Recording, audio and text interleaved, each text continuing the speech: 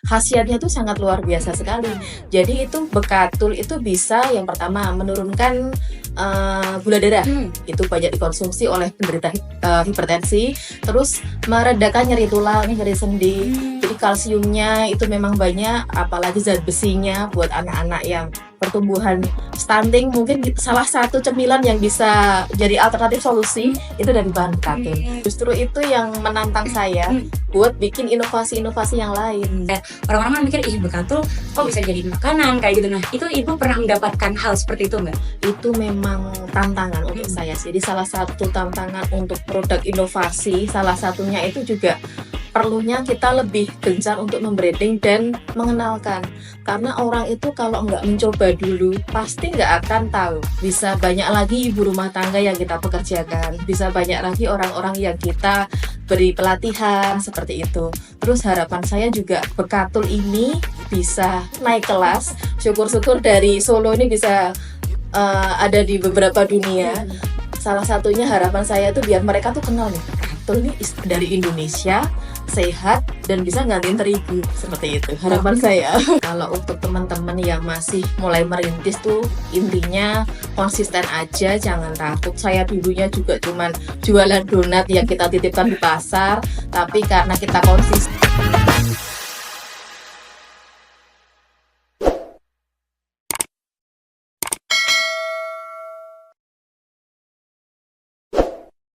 Halo semuanya, kembali lagi di Bercengkrama, bincang bareng Bolorama. Nah, hari ini aku Natasha Wijaya, bagian dari Rumah BUMN Solo. Hari ini aku senang banget karena selain Bercengkrama ada di episode kedua, hari ini kita juga kedatangan tamu dan juga narasumber yang gak kalah keren dan juga inspiratif. Nah, kira-kira siapa sih yang akan kita undang kali ini yang ada di samping aku sekarang? Itu siapa? Nah, kita langsung aja perkenalkan Mbak Yuliani dari owner dari The Bro Kitchen. Tepuk tangan dong. Oke, karena peribahasa bilang tak kenal maka tak sayang, silahkan untuk Mbak Yuliani memperkenalkan diri terlebih dahulu ke teman-teman Bolorama. Silahkan. Terima kasih Mbak Natasha. Perkenalkan, saya Yuliani Setiawati, owner dari The Bro Kitchen. Oke, nah teman-teman, ini Bu Yuliani dari owner dari The Bro Kitchen. Nah, kira-kira nih The Bro Kitchen itu apa sih Mbak? Dan bisa diceritakan nggak sedikit mengenai The Bro Kitchen itu? Oke, untuk The Bro Kitchen sendiri kita usaha bergerak di bidang F&B, khususnya kuliner. Kami menyediakan makanan ready to eat, salah satunya donat, snack box, dan produk unggulan kami salah satunya inovasi dari bahan bekatul, yaitu bekatul egg roll yang ada di depan ini. Kita berdiri dari Januari 2020, jadi kurang lebih hampir 5 tahun kita udah sustain usaha. Nah, ini kan ada produk di depan ini ya Mbak ya, namanya backroll gitu ya.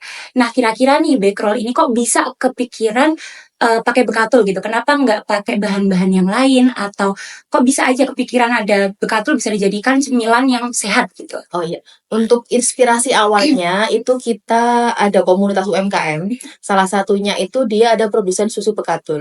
Nah, dari itu kita mulai kerjasama nih Mbak. Jadi ada temen yang punya produk olahan susu bekatul, kita olah menjadi makanan karena beliaunya kan nggak bisa membuat makanan. Akhirnya kita kolaborasi. Akhirnya bekatulnya saya ambil dari teman itu, terus kita olah menjadi cookies, menjadi donat, menjadi brownies. Semuanya ternyata tuh rasanya, tesnya tuh enak. Dan saya juga baru ngeh setelah kita produksi, khasiatnya tuh sangat luar biasa sekali. Jadi itu bekatul itu bisa yang pertama menurunkan gula darah. Itu banyak dikonsumsi oleh penderita hipertensi. Terus meredakan nyeri tulang, nyeri sendi. Jadi kalsiumnya itu memang banyak, apalagi zat besinya buat anak-anak yang pertumbuhan stunting. Mungkin salah satu cemilan yang bisa jadi alternatif solusi itu dari bahan bekatul. Nah, kenapa kita bikin egg roll? Itu kita pengen mengangkat cemilan tradisional yang prosesnya masih tradisional semuanya, tapi ada tambahan nilai gizi yang lain yang kita tambahkan jadi egg roll bekatul seperti itu. Nah, di masa-masa membuat backroll ini kan nggak langsung jadi gitu ya Mbak ya. Pasti ada trial and error-nya gitu ya. Nah, kira-kira nih trial and error-nya dari dulu tuh kayak gimana trial? Kita R&D-nya itu kurang lebih hampir 4 bulan. Salah satunya yang menjadi kendala adalah bahan utamanya, bekatulnya. Jadi kita mulai dari tepung susu bekatul itu kita coba, terus kita ambil tepung dari penyelepan, kita ambil dari supplier, itu kurang lebihnya selama 3 bulanan lah. Akhirnya ketemu komposisi yang pas, dan alhamdulillah sekarang kita ada supplier yang dalam jumlah besar. Kita udah kerjasama dengan PT Bulog. Seperti itu. Nah, ini kan merupakan suatu produk yang mungkin nggak bisa kita temuin di mana lagi gitu kan. Ini kan pertama kali, saya juga baru tahu kalau ada backroll gitu ya. Nah, ini kan akan bersaing dengan produk-produk yang lainnya gitu. Nah, gimana sih cara Mbak Yuliani sendiri itu untuk menghadapi tantangan-tantangan yang kayak pasti kan semua itu kan punya keunikannya masing-masing gitu ya. Nah, yang ditonjolkan dari backroll sendiri itu apa? Kalau saya lebih mengedepankan kualitas rasa dan bahan. Jadi kita tetap menggunakan bahan-bahannya itu yang premium. Kita usahakan semuanya dari Indonesia. Jadi dari mulai telur kita pakai pemasoknya yang ada di peternakan. Terus bekatulnya juga dari petani yang diambil di selepan. Kita olah, kita berdayakan masyarakat. Kebetulan yang mengerjakan ini juga para tetangga saya, Mbak. Kebetulan ibu rumah tangga, janda yang ada di sekitar tempat tinggal saya. Kita beri pelatihan mereka, terus akhirnya mereka mengerjakan, kita tinggal pemasaran. Cuman dari segi semua bahan kita takar dari rumah. Jadi antara produksi hari ini dan esok insya Allah rasanya akan tetap sama. Karena kita sudah monitoring bahan semuanya. Dan yang membuat kita bisa bertahan karena banyak kompetitor yang lain, salah satunya ya rasa yang kita utamakan dan bahan gitu. Nah, untuk rasanya sendiri nih Mbak, ada rasa apa aja sih dari backrollnya? Kita ada beberapa alternatif. Yang kemasan box ini kita isi abon ayam. Jadi ekrol tapi dikasih abon ayam di dalamnya. Terus yang kemasan kuning ini kita ada yang varian gluten free. Kita tanpa menggunakan tepung terigu. Jadi aman buat anak-anak yang alergi gluten. Orang-orang yang alergi kalau makan terigu langsung gatal atau gimana, itu kita ada varian gluten free, terus original, sama abon pedas. Oh gitu, berarti ini untuk backrollnya sendiri itu ada yang diisi sama ada yang biasa aja ya? Iya, betul. Nah, untuk teman-teman juga di rumah kalau misalkan kalian butuh makanan yang cemilan yang enggak gulanya rendah ya, gulanya rendah dan juga sehat, kalian bisa nyobain backroll gitu. Ada 2 ya tadi ya Ibu ya? Oke. Nah, kira-kira nih Ibu ya, selama memiliki usaha backroll, ada up and down-nya dong pasti ya. Nah, kira-kira bisa diceritain nggak ke teman-teman semua up and down-nya apa gitu? Jadi up and down-nya itu karena awalnya kita muncul produk ini juga ketidaksengajaan. Jadi saya cerita sedikit ya. Dulu itu kita hanya membuat makanan basah. Terus kita mulai coba belajar ekrol pun itu juga kita nggak langsung bisa. Jadi kita kerja sama pihak ketiga, kita ibaratnya maklon. Cuman dari situ kita belajar bahwasanya ketika kita maklon memang dari segi bisnis kita diuntungkan. Tapi keberlanjutan itu kita nggak bisa ngontrol karena kita nggak bisa ngontrol dari bahan, cara pembuatan, higienitasnya. Setelah itu saya belajar, akhirnya saya buka YouTube, saya belajar sendiri, trial 3 bulan, menemukan komposisi sendiri. Dari situlah. Jadi dari awalnya kita udah banyak reseller, tapi rasanya ternyata berubah-ubah. Tapi dari masalah itu kita pernah rugi ya lumayan banyak waktu itu. Jadi barang yang sudah terlanjur kita pesan ke Maklon, kita jual, ternyata diretur semua karena rasanya bermasalah. Nah, dari itu kita belajar gimana caranya produk yang kita keluarkan itu bener-bener quality controlnya kita tahu gitu. Akhirnya ya itu Mbak, kita mulai belajar riset, bahannya kita mulai perbaiki komposisinya, cara pengerjaannya, kebersihannya. Terus ya pelan-pelan kita mulai naik. Terus juga kemasan, dulunya kita cuma polos aja. Kita kebetulan menang dari lomba Kemenparekraf, salah satunya bedah desain dan kemasan. Jadi dari 150 peserta di Solo, lolos 25, hadiahnya itu berupa kemasan. Kemasan yang saya pakai ini. Ini hadiah dari Kemenparekraf. Dari kemasan ini, awalnya saya juga bingung mau masarkan kemana. Cuman lama-lama saya titipkan ke toko oleh-oleh, terus masuk kurasi ke Alfamidi, ke swalayan-swalayan. Alhamdulillah sekarang sudah sampai Jogja, sampai toko oleh-oleh Krishna. Jadi ya semua memang harus berproses gitu. Iya. Nah, untuk pemasarannya sendiri nih Ibu ya, berarti kalau online buka nggak Ibu? Buka, ada di Shopee, Ada di TikTok. Shopee, TikTok, Tokopedia. Tokopedia. Nah, itu kan untuk online-nya ya, Bu Iya. ya. Kalau untuk yang ke ekspor, apakah udah pernah nyoba? Kebetulan alhamdulillah juga ada Bro lolos di Brilliant Planner 2023. Itu salah satunya kita kedatangan mitra dari Kanada. Alhamdulillah kemarin ada penawaran untuk kerjasama. Jadi kita sebagai pihak maklon.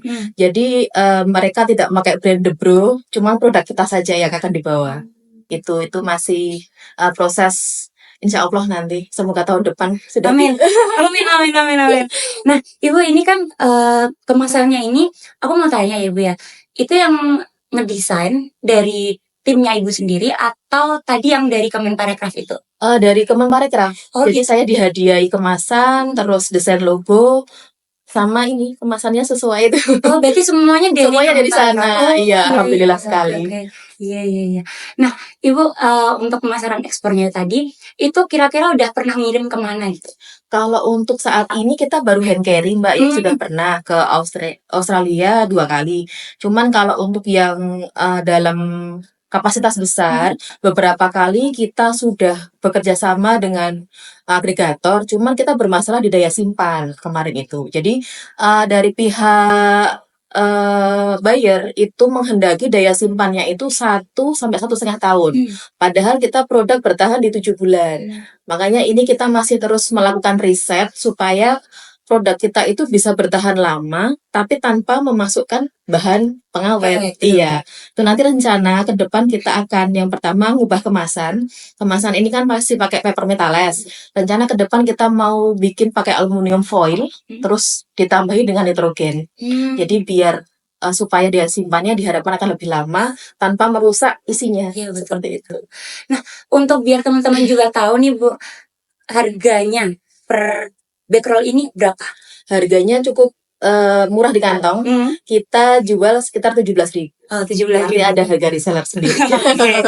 Oke. Ini Bu, untuk backrollnya sendiri, apakah memang dikhususkan untuk oleh-oleh aja atau semua orang bisa nih beli ke tempat Ibu langsung atau gimana? Kalau mau beli di tempat kami juga bisa. Kita outletnya ada di Karangasem, itu di belakang DPRD Solo. Kalau untuk di online-nya ada di Shopee, Lazada, terus Instagram kami juga ada di The Bro Kitchen. Kalau untuk segmen pasar, awalnya tuh kita mensupportkan ini untuk oleh-oleh. Tapi kenyataannya setelah kita sering ikut pameran-pameran, ternyata tuh peminatnya malah ibu-ibu muda yang punya balita. Jadi mungkin cemilan anak sekarang juga kayak kurang variatif ya. Jadi mulai itulah kita mengenalkan makanan tradisional nih, cuma juga aman buat anak dan gizinya juga banyak. Jadi malah mungkin ke depan kita mau benar-benar fokus ke cemilan anak-anak. Mungkin nanti untuk segi kemasan juga akan kita rebranding. Jadi pasarnya juga untuk oleh-oleh ada, untuk cemilan anak-anak juga ada. Insya Allah ke depan. Oke. Amin. Nah, Ibu kira-kira nih kan selama ini Ibu di The Bro Kitchen nggak cuma backroll aja ya. Nah, selama Ibu berusaha di The Bro Kitchen itu paling banyak apa ya? Paling banyak terjual itu di bagian donatnya atau backrollnya atau di apa? Alhamdulillah semua merata Mbak. Oh gitu. Jadi kalau untuk snack harian, kita kan juga bekerja sama dengan beberapa instansi untuk penyedia snack makan minum kantor ya. Jadi alhamdulillah snack juga berjalan. Snacknya itu juga kita bikin alternatif. Salah satunya, misalkan nih salah satu isian snacknya kita ada roti, ada donat. Itu juga kita campurin Mbak bekatulnya. Fungsinya untuk apa? Untuk kita juga mengenalkan ke orang bahwasanya ini bisa dimakan. Dan ini rasanya juga enak. Terus nanti harapan saya sih mulai pelan-pelan kita mengenalkan bekatul. Insya Allah ke depan kita mulai mengurangi tepung terigu karena kan masyarakat Indonesia kayak ketergantungan ya sama terigu, apalagi itu dari impor ya. Kalau bahannya kita di Indonesia aja melimpah, kenapa nggak dimanfaatin gitu. Betul. Jadi untuk yang snack harian kita ada itu. Terus untuk ekrol biasanya kita rame di pameran-pameran. Terus menjelang lebaran biasanya kita ada orderan untuk hampers seperti itu. Oke. Nah, untuk ini Bu, kan backroll itu dari aku sendiri nih. Aku baru pertama kali dengar karena kok bisa bekatul dijadikan sebagai makanan gitu ya. Apalagi teman-teman juga pasti pikirannya pasti itu gitu kan. Nah, Ibu pernah nggak merasa kayak aduh kok yang lainnya makanan makin bervariatif, tapi kira-kira kayak bisa nggak ya kalau pakai bekatul ini bisa sampai kemana-mana gitu? Pernah sampai punya pemikiran kayak gitu nggak Ibu? Pernah sih, Nah, malah justru itu yang menantang saya hmm, buat bikin inovasi-inovasi yang lain hmm, gitu. Jadi awalnya cuma satu ini aja kita produksi, terus lama-lama bikin donat, bikin brownies, bikin roti abon, cuman ada ininya, katulnya. hmm, Jadi dulu tuh apa ya, sesuatu yang saya sendiri juga belum mengenal, taunya kan cuma buat pakan ayam ya. betul. Tapi setelah saya riset, saya terjun lebih dalam, kayak tertantang lagi nih Mbak, mau bikin cemilan apa lagi ya besok gitu. Oke, nah untuk stigma, ada stigma nggak untuk ke backroll ini kayak orang-orang kan mikir ih bekatul kok Iya. bisa jadi makanan kayak gitu. Nah itu ibu pernah mendapatkan hal seperti itu nggak? Itu memang tantangan untuk Hmm. saya. Jadi salah satu tantangan untuk produk inovasi, salah satunya itu juga perlunya kita lebih gencar untuk membranding dan mengenalkan. Karena orang itu kalau nggak mencoba dulu, pasti nggak akan tahu. Jadi ada satu ketika kita misalkan nih Mbak, ada toko oleh-oleh kita titipin. Kita nggak menyediakan tester. Itu bisa 3 bulan mungkin sama sekali nggak laku. Tapi ketika kita di event pameran, kita memberikan tester, silahkan ibu dicoba dulu. Dari dia nyoba tuh dia langsung, oh ternyata enak ya. Barulah kita sarankan. Ibu tinggalnya di mana? Misalkan di Jogja, nanti bisa ditemukan di toko oleh-oleh Krisna, di Mirota, di Hamzah, seperti itu. Jadi kita memang sengaja sering ikut pameran karena itu, karena saya juga menyadari produk saya ini baru. Kalau misalkan produk yang banyak dikenal, katakanlah keripik pisang, kerupuk apa gitu kan, orang udah tahu nih, oh ini rasanya paling kayak gini. Tapi kalau ekrol bekatul kan orang mikirnya apa ya? Jadi kayak memang kita pengennya sering-sering ikut pameran juga fungsinya itu sih, biar orang mencoba gitu. Iya betul banget. Karena emang kalau dari pengalaman saya sendiri juga melihat tuh kayak, ah masa bekatul bisa dipakai buat Iya. makanan gitu kan. Tapi kan karena ibu sendiri juga udah menjelaskan tadi ya, kenapa nggak dicoba gitu Iya. kan. Iya benar, teman-teman harus nyoba makanan yang unik gitu ya. Pasti kalau nggak dicoba juga nggak akan tahu nantinya kan. Nah ibu pernah ikut pameran apa aja sih selama ini? Kalau untuk pameran alhamdulillah di Solo Raya itu sering, terus event menurut saya pengalaman ini ya luar biasa itu ketika ikut lolos di Brilliantpreneur 2023 di JCC itu selama 4 hari. Itu bener-bener saya yang nggak nyangka dari sekian ribu peserta Selindo kita lolos dari Solo ada 8 orang. Dan itu pertama kalinya saya event nasional Mbak. Jadi kayak bayarnya itu ada yang dari luar negeri, ada yang orang-orang di Jakarta, orang-orang luar. Terus ketika mereka merasakan itu kayak ada memori. Jadi ketika ada ibu-ibu nih nyobain, aku dulu waktu kecil pernah makan ini Mbak, cuma dibikin bubur. Jadi kayak mereka bernostalgia dengan masa lalunya gitu. Cuman dari situlah kita tertantang nih, kayaknya seru nih kalau sering-sering ikut pameran seperti itu. Terus kemarin itu juga kita baru saja ikut lomba di industri food innovation. Kita pameran di Mall Kota Kasablanka selama 4 hari. Itu juga gitu. Jadi ketemu orang ngicipin ini kayak masa lalu saya nih pernah makan kayak gini. Jadi kayak seneng ya kita yang bisa mengingatkan itu. Tapi ya alhamdulillah untuk penjualan juga luar biasa. Mantap lah, mantap, mantap, mantap. Nah, Ibu kan tadi kan Ibu menjelaskan tentang menyebutkan ya tentang Brilliantpreneur nih. Iya. Nah, Ibu adakah kayak perubahan dari nggak ikut Brilliantpreneur dan akhirnya ikut Brilliantpreneur? Apakah semakin dikenal atau semakin orang-orang tahu apa gimana? Kalau untuk pengalaman saya setelah mengikuti itu justru malah saya terpacu. Yang pertama awalnya itu saya minder. Jadi produk saya ini masih baru, pasarnya belum banyak dikenal orang. Tapi ketika kita berada di event yang besar dengan sekeliling kita orang-orang yang udah terkenal, produknya udah ekspor kemana-mana. Jadi rasanya tuh malah kita kayak, aku harus bisa nih, gimana caranya. Jadi kayak malah belajar dari sebelah-sebelah gitu. Bagaimana sih pemasarannya seperti apa? Jadi malah belajarnya tuh justru nggak lewat coaching, tapi langsung dari pelakunya gitu. Itu yang sampai sekarang juga kita masih komunikasi. Alhamdulillah banyak silaturahmi ke orang-orang yang hebat ya. Mungkin katanya kalau bergaul dengan orang jual minyak wangi kita ketularan wangi ya. Mungkin dari event-event yang besar yang harus kita ikuti ya itu nanti harapan kita seperti itu. Oke, kira-kira Ibu harapannya ke depan untuk dari usaha Ibu sendiri nih, apakah mau berinovasi lebih lagi atau apa sih yang mau ditingkatkan harapannya untuk usaha itu sendiri? Kalau untuk harapan saya sebenarnya muluk-muluk banget ya Mbak. Saya cuman pengen menggerakkan ekonomi di masyarakat. Jadi bukan hanya saya yang maju, tapi lingkungan saya juga ikut terangkat, dalam artian bisa banyak lagi ibu rumah tangga yang kita pekerjakan, bisa banyak lagi orang-orang yang kita beri pelatihan seperti itu. Terus harapan saya juga Bekatul ini bisa naik kelas. Syukur-syukur dari Solo ini bisa ada di beberapa dunia. Salah satunya harapan saya tuh biar mereka tuh kenal nih, Katul nih dari Indonesia, sehat, dan bisa gantiin terigu. Seperti itu harapan saya. Oke, nah Ibu, kira-kira nih kan Ibu bagian dari mitra dari Rumah BUMN gitu ya.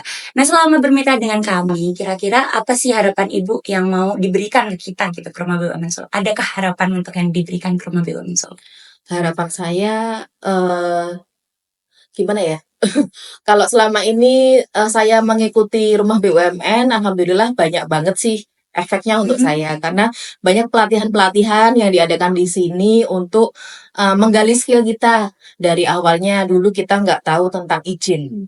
Bikin usaha ya usaha aja. Ternyata tuh usaha itu ada dua. Ketika kita mau berbisnis dan mau berdagang. Kalau kita berdagang ya udah kita jualan, orang beli laku udah selesai. Tapi ketika kita berbisnis, ternyata ada izin usaha, kita harus punya NIB-nya, kita harus punya PIRT-nya, setelah itu harus ada halalnya, setelah kita itu ada merek, kita harus mematenkan lewat haki. Ternyata banyak sekali izin-izin yang harus kita kembangkan agar produk kita juga bisa scale up. Salah satunya kita dibimbing nih dari Rumah BUMN. Dan semoga sih nanti ke depan kita juga selalu didampingi, jadi supaya produk kita juga dikenal, pemasarannya di Indonesia semakin luas lagi. Syukur-syukur bisa keluar negeri, amin. Amin, amin, amin. Nah, Ibu, untuk yang terakhir nih, untuk teman-teman juga di Bolorama, kira-kira ada nggak harapan untuk teman-teman juga untuk yang punya usaha supaya biar bisa kayak Ibu kayak gini itu gimana? Amin. Biar menginspirasi mereka juga. Ya, kalau untuk teman-teman yang masih mulai merintis tuh intinya konsisten aja, jangan takut. Saya dulunya juga cuman jualan donat yang kita titipkan di pasar, tapi karena kita konsisten, kita selalu berinovasi, menciptakan sesuatu hal baru, dan sering-seringlah ikut kegiatan-kegiatan UMKM gitu, karena di Solo alhamdulillah disupport sekali, banyak pelatihan yang gratis, ambil ilmunya sebanyak-banyaknya, terus kita berbenah diri aja. Insya Allah nanti ke depan kita juga bisa menikmati hasilnya. Amin. Tepuk tangan dulu dong buat Ibu Yuliani. Sangat keren sekali. Terima kasih ya Ibu ya untuk waktunya hari ini. Buat teman-teman juga Bolorama, terima kasih juga udah stay di episode kedua ini. Dan semoga untuk teman-teman Bolorama yang juga punya usaha bisa juga mencontoh dari Ibu Yuliani selaku owner dari The Bro Kitchen gitu ya, yang punya backroll. Dan semoga juga kalian-kalian semua bisa menerapkan apa yang telah Ibu sampaikan gitu ya ke teman-teman gitu. Terima kasih Ibu Yuliani atas waktunya. Terima kasih juga udah sharing-sharing ke kita selama ini. Saya Natasha Wijaya. Terima kasih dan sampai jumpa di episode selanjutnya. Bye.